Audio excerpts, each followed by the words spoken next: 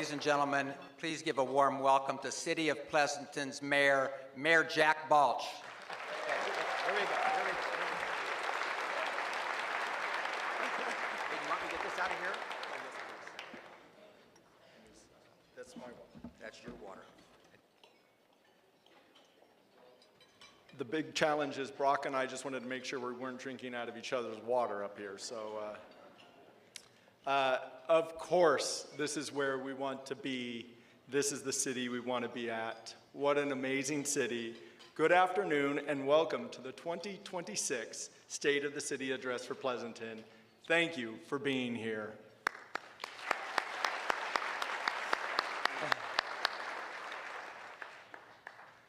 I hope you can feel the amazing vibe of Pleasanton right now. I hope you can experience it, and you are experiencing it in your everyday. A year ago, we were talking about direction, and today we're talking about results. Before I go further, I want to acknowledge some things personal. It continues to be a tremendous honor to be able to serve as mayor of a city that my family has been doing business in for over 40 years. I am joined here by my wife, my mom, and my father, and the stars don't always align that they can all be at an event at one time, but it is truly an honor that they're here. Be a little careful. My mom continues to be very proud. But service is never a solo effort, as all of our fellow electeds in the room know, and so the family support matters, and I just can't thank them enough. I'm also blessed that I have learned a family value that I want to communicate to you. My mom and dad have truly lived a life where a stranger is simply a friend they have not met yet. And if I think about the optimism I have for humanity and for our city, it truly comes to that upbringing and that value. And so it is a tremendous honor to be in a room full of friends. So thank you again for being here.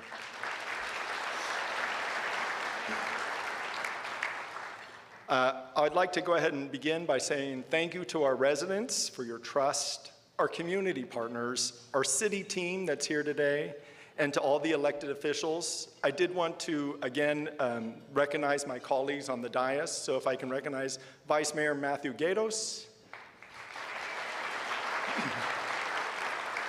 Councilmember Craig Eicher,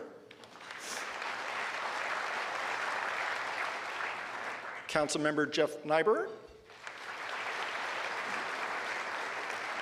and Councilmember Julie Testa, who's not able to join us here today, but thank you very much to all of you. This city works because people show up. They show up in neighborhoods, at your businesses, and definitely at council chambers. And they care deeply about where we're headed. It doesn't take much to see that Pleasanton is more than just a well-run city. It's a community that cares deeply about stewardship, about quality of life, and about each other. And that's what this year's theme is all about, progress with purpose. Pleasanton is a city that has been known to plan ahead, and it takes care of what matters most. As we all know, progress is not automatic. It requires discipline, hard choices, focus. It requires thinking beyond the next budget cycle, and definitely beyond the next election cycle. Progress with purpose means making the tough decisions, thoughtful decisions today that will protect and enhance the quality of life for tomorrow.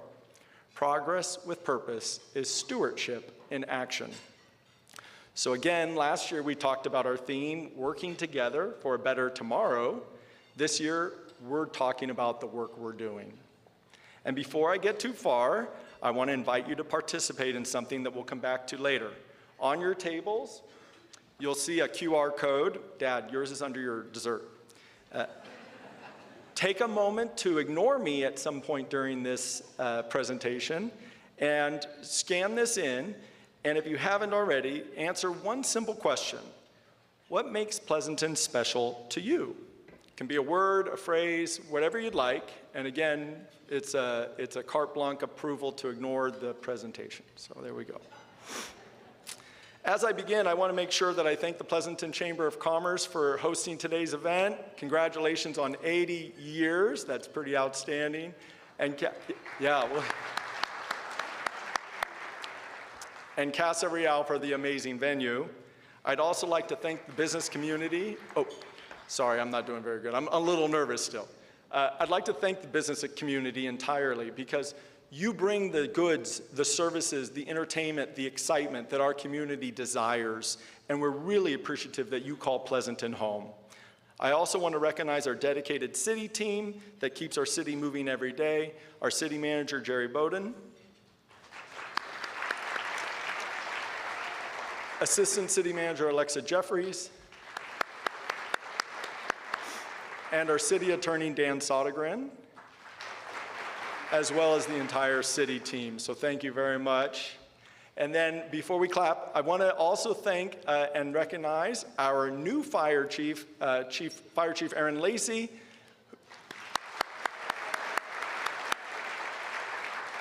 He's new to the role, but not new to Pleasanton, and we're just very happy to have him on board as our new chief. So if we can give them all a round of applause. Thank you all.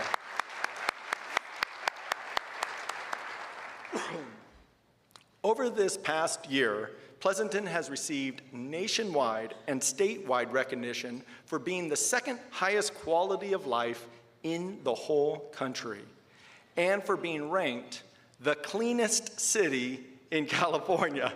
We deserve a clap for that. Those accolades are meaningful, not just because of the rankings themselves, because as you know, they give a glimpse of what it's actually like to live here, what it actually is on a daily basis, a glimpse of that. Neighborhoods are cared for, public spaces feel safe and welcoming, services are reliable, and people look out for one another. That doesn't happen just by accident. It comes from a city and a community committed to excellence and one that plans ahead. You can see the themes I'm running here. As we look ahead, our priorities remain clear. We will maintain fiscal responsibility, invest in essential infrastructure, support a strong local economy, and continue to deliver the services that keep Pleasanton such a desirable place to live, work, and raise a family. That is our goals. Fiscal sustainability is one of the foundations that allows us to do everything we do. Over the past year, the city has adopted a balanced two-year budget that reflects thoughtful spending, careful forecasting, and long-term planning. We're not budgeting based upon hope. We're budgeting based upon reality because responsible optimism requires honest math. So I'm very excited about what we're doing. Additionally, like many cities you've probably heard about, we are facing headwinds with softening revenues and rising costs. We're taking that challenge on head-on by improving our long-range forecasting, conducting independent financial reviews, undertaking a pension review, which we just did on Tuesday, and using data-driven planning and exploring additional revenue options that you might have heard of, including a hotel tax, sponsorship opportunities, and cell tower leases. This way, we're not just reacting year to year, but planning for Pleasanton's long-term fiscal health. And we're doing that with you, our community, at the center of it. That's why we've expanded public outreach through advisory committees, town halls, and direct communication. Our responsibility isn't just to balance the budget, it's to leave the next city council and the next generation a city that's financially stronger than what we found it. Ready to talk about some pipes? Infrastructure that is one of the clearest ways residents experience progress in our city. The systems that we rely on every day, often without thinking of them. Infrastructure is not terribly glamorous, maybe when it breaks, but it is the backbone of a quality of life. When you turn on the tap and clean water comes out, when you are on your phone while driving on a smooth road, or when you visit a beautiful park on a warm, sunny afternoon with your family. And this year, we took a major step in understanding what we own and what it takes to maintain. And I think we have a short video for this as well. Pleasanton was first home to the Ohlone people. By the 1800s, it was known for its rolling grasslands, hop fields, and strong equestrian heritage. Incorporated in 1894, Pleasanton evolved from a rural ranching town into a thriving suburban and business community. Pleasanton now spans more than 24 square miles and is home to nearly 80,000 residents. It is a vibrant community of distinct neighborhoods, historic charm, innovative employers, exceptional parks and recreational amenities, and a culture of inclusion, offering one of the highest qualities of life in the country. After decades of growth, the city has entered a new phase, one focused on maintaining the community we have built. The city manages more than 200,000 public assets that support daily life in Pleasanton. From the moment you leave your driveway, a network of city streets, signs, and signals keeps Pleasanton moving safely. Across the city, parks, open spaces, and trails offer places where neighbors gather, families play, and our community comes to life. Beneath the city, water, sewer, and stormwater systems work quietly every day to deliver the essential services we rely on. And throughout the community, city facilities and public safety resources are strategically located and ready to serve residents when they're needed most.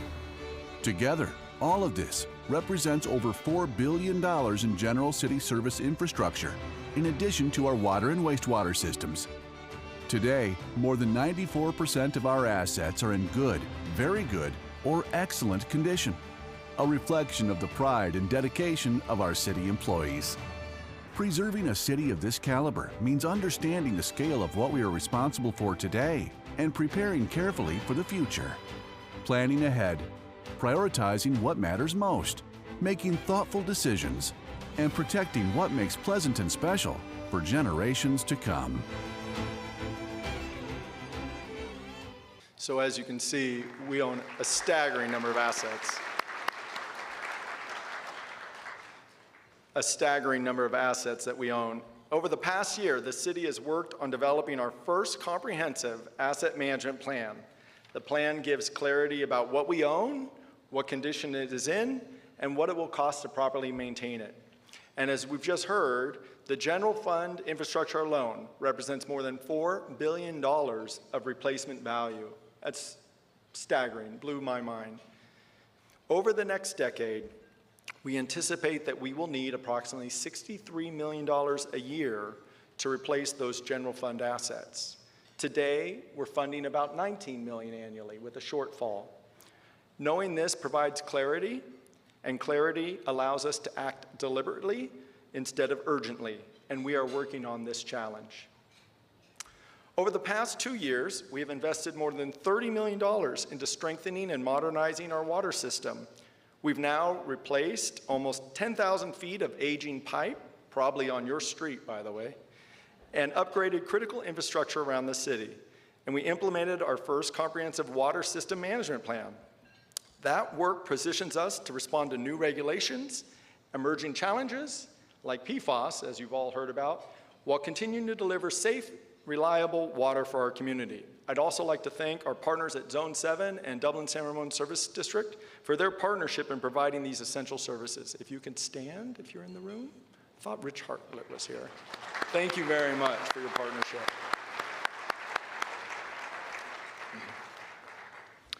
Across the city, we're also investing in infrastructure people see and use every day.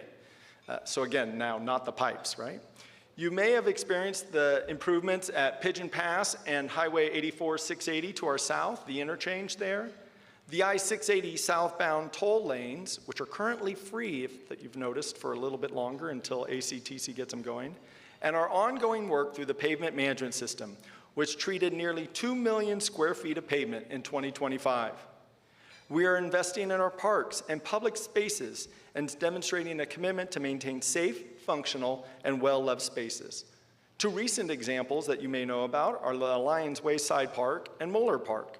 The upgrades at Lions Wayside Park better support the downtown activity, I'll speak about that soon, And if you've seen the new playground at Moeller Park, you've seen joy firsthand. It's pure excitement for the kiddos. Just go at any time. It's impressive. Behind the scenes, we're also tackling infrastructure that's just as critical but less visible. And I really hope this one stays that way. The sewer system, and the storm drain system master plans are both underway.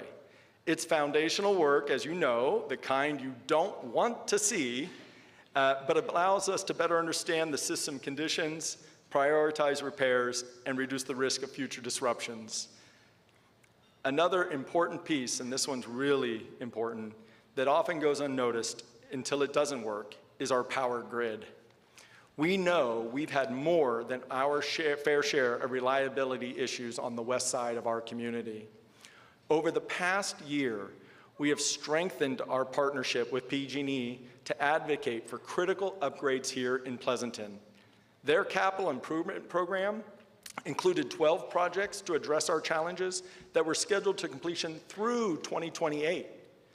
However, through active engagement, including a town hall, challenging them to sharpen their pencils, and support from Senator McNerney's office, and thank you very much to that office, I am pleased to report that all but one of those projects have been now fully completed in Pleasanton. Yeah. That brings more than $1.8 million in investment to our power grid, and that final project we are tracking for completion later this year. Hopefully by the end of 2026, all 12 are done. This means fewer outages. You know, I don't know about you, but the emails when they come in about the power grid are some of the hardest to read. Usually they don't come in because their Wi-Fi is down though, by the way. They're all delayed. Fewer outages for residents and businesses, and this is what happens when we stay focused. This is real results for our community, and we did it in a respectful way. In fact, PG&E's recent acquisition of the building at Stone Ridge Mall shows that partnership remains strong as they come to Pleasanton with some of their workforce. So I'd like to thank PG&E for being a partner to address these challenges. Thank you very much.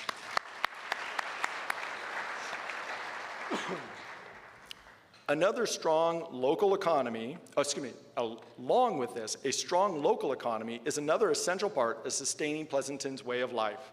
Over the past year, the city, and that includes you, the residents, and the businesses, have demonstrated that we need to get serious about economic vitality in our city.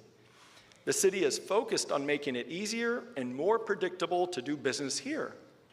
Our community and economic development team has created clearer pathways and more efficient processes for both businesses and residents. That work includes zoning updates to actively support life sciences and innovation-based businesses, permit streamlining to reduce uncertainty, and tools like the Pleasanton Playbook, which you have on your tables here today, for us to be able to communicate to businesses. The Playbook is designed to make opening a business here easier, faster, and more transparent for the applicant. These changes send a clear message. Pleasanton is ready to partner with you. And that makes a real difference in our local economy. Economic vitality, as you know as business owners, isn't theoretical.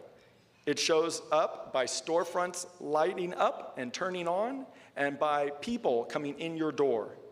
We've welcomed a new range of businesses, including several that have become favorites.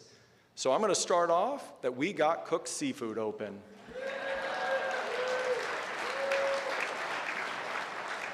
I can just end here. We're kind of done now, right? Cook's Seafood opened. I hope you patronized their business. But we've also been able to welcome a lot of other ones, including Phil's Coffee and downtown Nosh Market, Bravazzo, and Planta, to name just a few. Yeah, thank you, and welcome. So patronize our local businesses. We're seeing the positive impacts of other major investments we have done as well, including Costco's first full year of operation, which has exceeded initial expectations. Yes, I've bought a big screen TV at the Pleasanton Costco. I'm ready. Guilty, and I hope you shop there. Sorry, John. I know he's over here. I see him. We've continued to see investment across the city, from downtown to Hacienda to Stone Ridge. Here's a quick snapshot of where we stand today. We have over 4,000 businesses in our community with over 68,000 employees. Our office vacancy is 11.5% compared to approximately 25% in the Bay Area. Our industrial vacancy rate is at 14%, and our retail vacancy is 8.7%. This is the next part. The estimated annual revenue of all Pleasanton businesses is $16 billion. That compares to our neighbors at 4.6 and 10.7 billion respectively. Pleasanton is an amazing place to do business. I'm going to give us a clap there.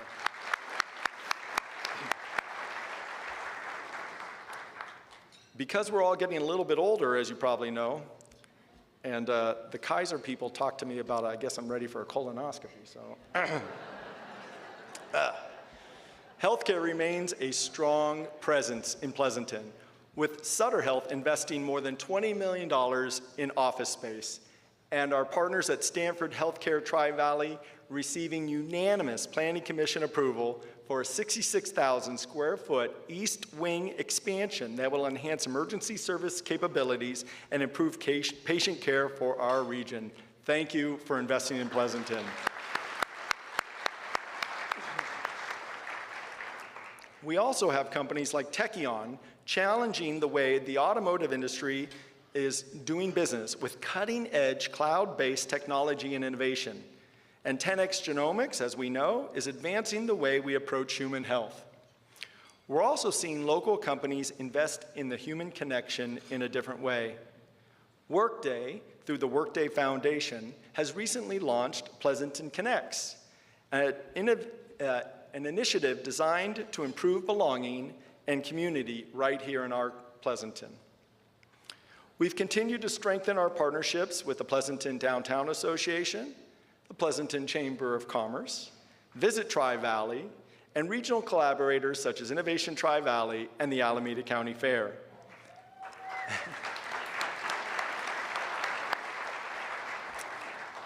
All these partnerships matter to amplify the beauty of Pleasanton and the quality of life here. And we already acknowledged them, but I'd like to just give them another round of applause. Thank you again for the partnership. All of this supports a balanced, resilient economy, one that complements our residents and contributes to our bottom line vibrancy. So thank you. We know this work will take time. We can't control the macroeconomics that are out there, but Pleasanton is open for business right now. So thank you very much. Now let me pivot for a moment, because none of this is all about pipes and budgets and permits. This work matters because it's measured in how safe people feel, how prepared we are for emergencies, how connected our community is, and how we care for one another. Public safety remains one of the most important cornerstones of our quality of life. And let me speak to those dedicated women and men in uniform in our police and fire departments. Last year alone, our Pleasanton Police Dispatch Center handled more than 64,000 calls for service, and our officers responded to over 61,000 incidences. That's 7 incidents per hour. Staggering.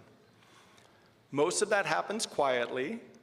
All of it is handled professionally, so that when you walk our neighborhoods, you feel calm, you feel safe, and you know people are working for you here in our community.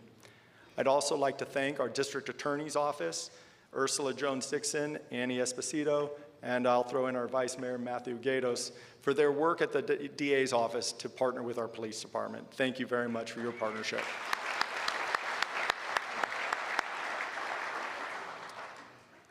Our fire department responded to nearly 7,000 calls of service in Pleasanton, and 156 of those were fires.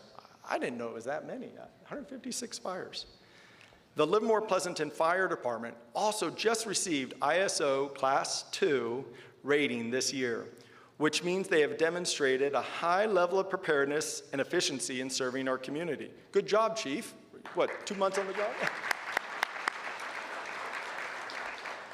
Only about 5% of fire departments achieve this nationwide rating, and it's possible that this will help you when you go get your insurance on your home, fire insurance. That matters. Thank you again.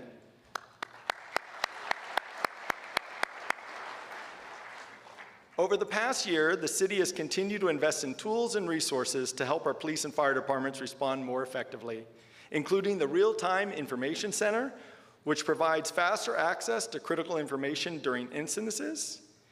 And then from police command and crime scene vehicles, which you may have seen at National Night Out, to renovations at Fire Station 2, we are making investments to ensure that our first responders have what they need to serve the community safely and effectively.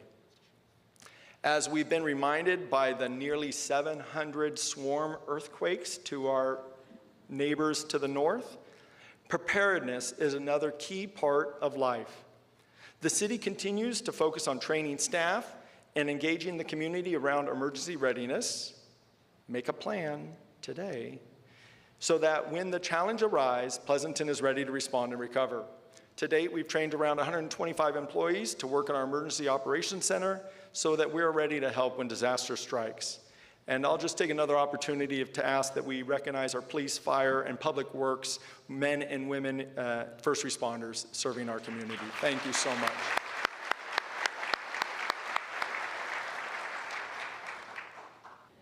Public safety doesn't always start with a siren. It starts with trust. It starts with neighbors who know each other's names and with a community that feels connected and invested. So where, Pleasanton, do we create community? One of the clearest examples that I could think of is our downtown, right? Downtown is the heart of our community. It's where we gather, celebrate, connect. It's one of the reasons that we continue to invest so heavily in it. I briefly mentioned it earlier, but one of the best examples of progress with purpose is the reinvestment in the Lions Wayside Park. This transformation has been years, almost 2 decades in the making, and we finally got it across the finish line in time for 4th of July and the summer concert series. With a new bandstand, improved lighting, seating, expanded lawn area, the park is once again ready for backdrops and concerts. In addition, we added the 24 new parking spots to make it easier for you to find parking downtown. And soon, we'll be looking forward to adding the Don Lewis Harmonic Installation art piece, which is a gorgeous piece and a tribute to a very significant individual in our community.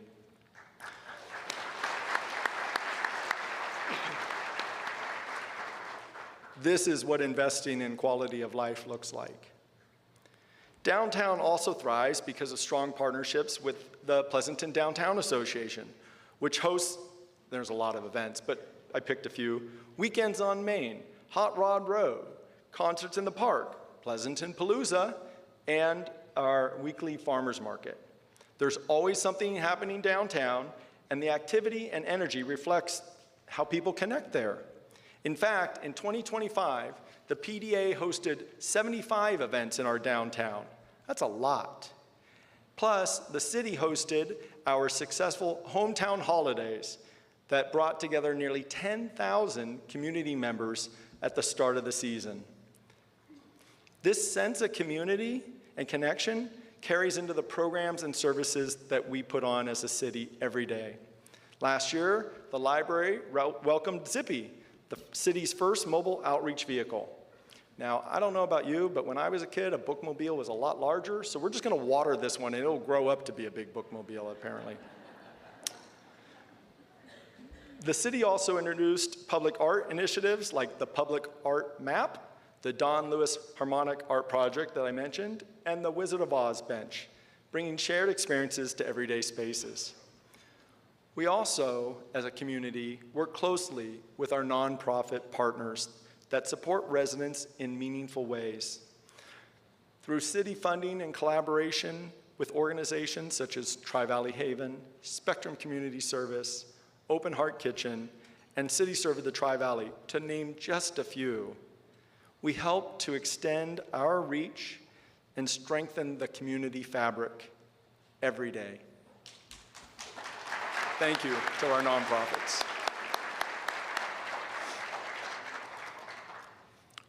We are working hard to take care of our city for generations to come. I want to acknowledge our partners at the Pleasanton Unified School District, who continue to be recognized as one of the top school districts in the state and who are shaping the next generation every day. If you can stand, please, and be recognized. Thank you.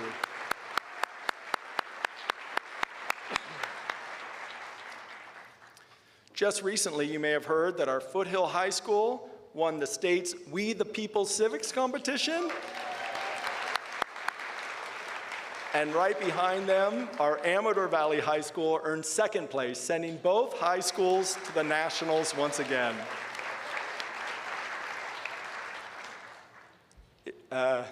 Maybe because I have a 17, it always cracks me up. It's amazing to see how our youth are, just what they are accomplishing. We have 3 graduating seniors this year who have been on our youth commission since the first eligible time they could be on it in 7th grade. I'd like to recognize Karishma Parak, who's on our Foothill We the People team. I don't know if she's here, but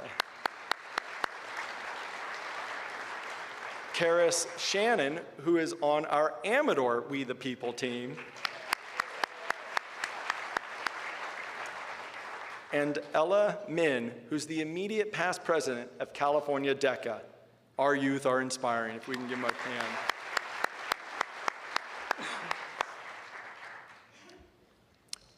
Cultural celebrations, community events, and well-used public spaces bring people together to help celebrate a sense of belonging that's just as important as any other physical investment or activity.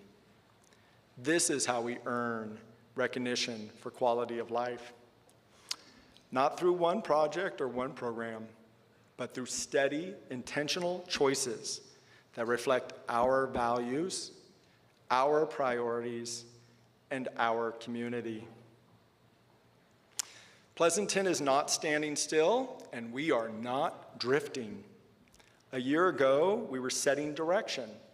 Today, we are delivering progress with purpose. As we look forward to 26, we will continue to strengthen our financial foundation, advance long-term planning, and make thoughtful decisions that support growth while protecting what makes this city special.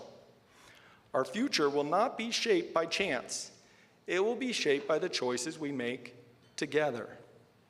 Progress with purpose means staying focused on what matters most. It means community-informed decisions, even with difficulty, if they're difficult, and thinking beyond the next budget, election, or cycle. Before we close, I want you to hear from a few people who help make the city what it is. Hello, I'm Jack Balch, Mayor of the City of Pleasanton, and today we're out talking with our community about what makes Pleasanton so special for them. Let's hear what they have to say. Well, Pleasanton's home to me. We're here at the home of 10X Genomics. Pleasanton is fantastic. It's been the home for our company. We grew up here. I wake up thinking about all the fun things we could do as a family. We can go downtown for brunch. I can let my kids run around. Great schools, they're getting a good education. I like the small community and knowing everyone that lives around you. It's also extremely walkable. My dentist is down the street. My optometrist is right here. Enough golf in the area, activities, hikes. Yeah, what's not to love? We really love the parks here. There's a lot of parks for us to explore and for the kids to get to go play in. We like how the community, the people here are all really welcoming.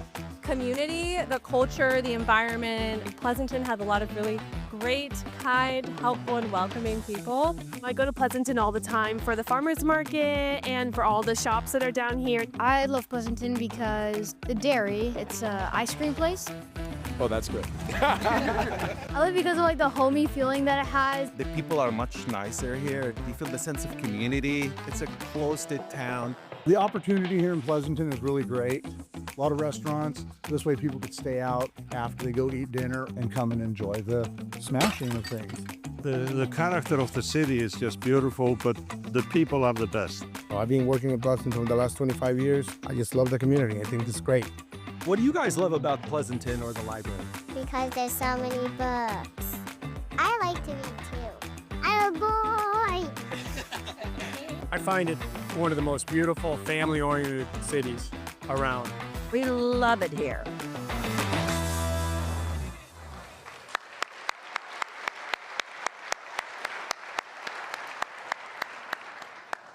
Are you feeling the Pleasanton hug yet? That's Pleasanton. Not just plans, not just projects, people, community. So now, hopefully you ignored me at some point during the speech. So let's see what you in the room said was important. Look at that.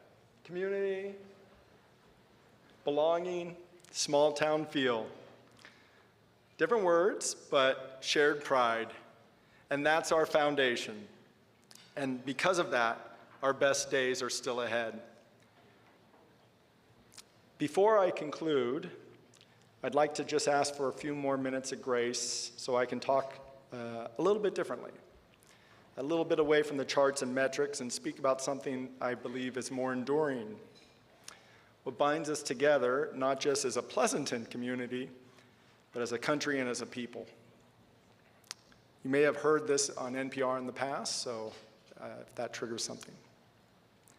This I believe. I'm going to try not to cry. I believe in the power of people, the power to create and build, the power to care for one another through service, the power of human kindness, empathy, and compassion. It's a little harder with my dad in the room. I've been blessed to see that power every day in Pleasanton. And yes, we are seeing the power to divide when fear and anger take hold. But our better instincts are stronger, and forgiveness is so powerful. As a community leader, husband and father, and as a fellow citizen living in turbulent times, I am challenged by what I see around us. We are more divided than many of us ever expected, and too often we are talking past each other instead of listening. Yet the strength of our democracy has never depended upon uniform agreement. It has depended on participation and compromise to move us forward. As America approaches her 250th birthday, I hope we are not simply marking time. 250 years ago, ordinary people made an extraordinary choice, and America's promise was born. It now rests with us. So I hope we don't simply celebrate our history. I hope we pause and reflect on who we are, what binds us, and what is asked, no, what is required of us. I believe that the words of the Declaration of Independence were not written for just a moment in time, but are America's enduring promise, a promise we continue to make to each other.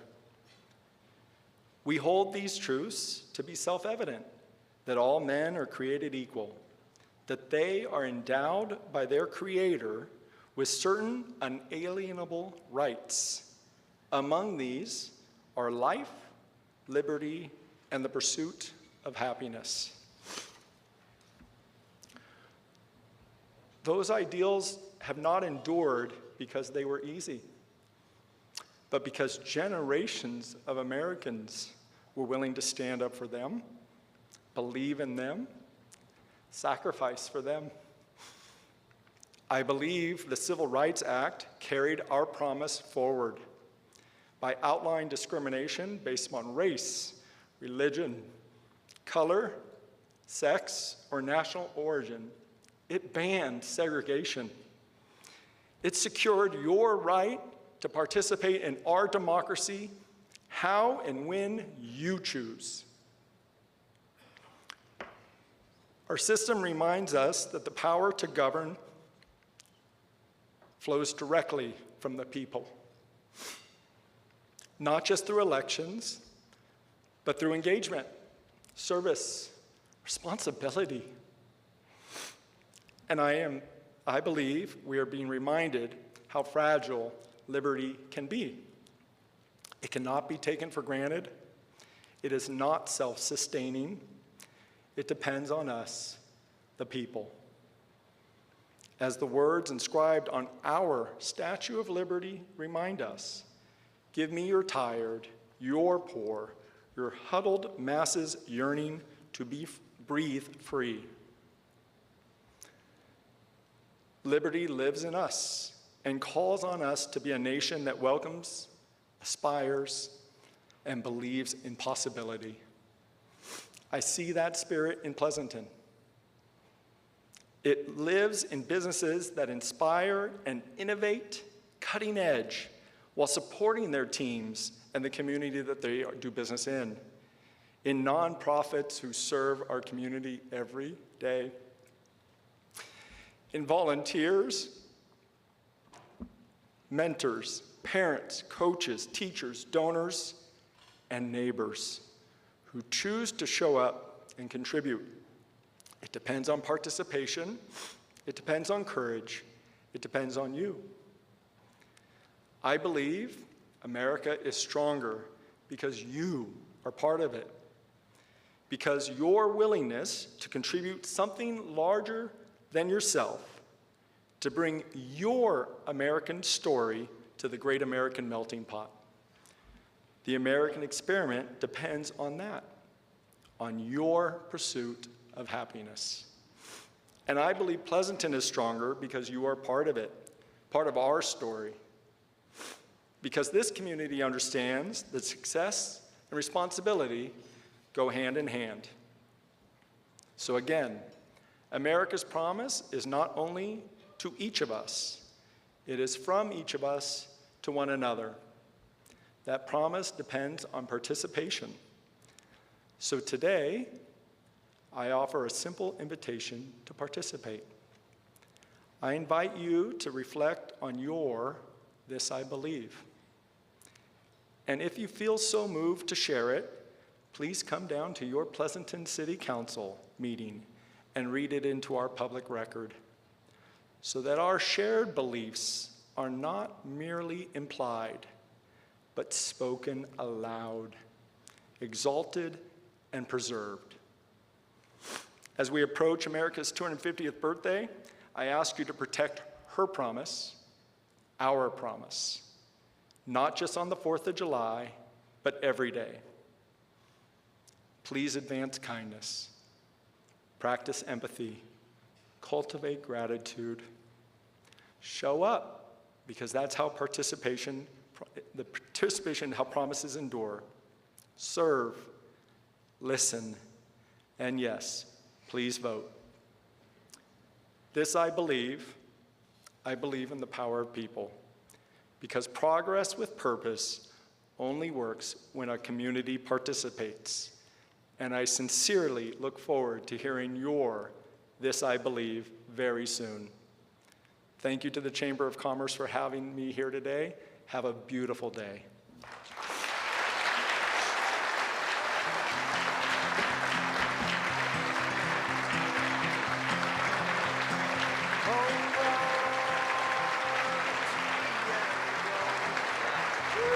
Woo!